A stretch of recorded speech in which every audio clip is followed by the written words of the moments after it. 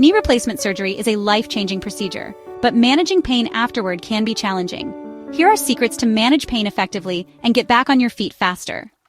Use ice and elevation. Ice packs reduce swelling and numb pain. Combine this with elevating your leg to minimize fluid buildup. This simple yet effective method can drastically improve your recovery comfort. Stay on top of your pain medication. Take prescribed pain relievers as directed. Don't wait for the pain to get severe. Staying ahead of it helps you stay active and recover faster. Focus on physical therapy. Regular physical therapy is a key to regaining mobility.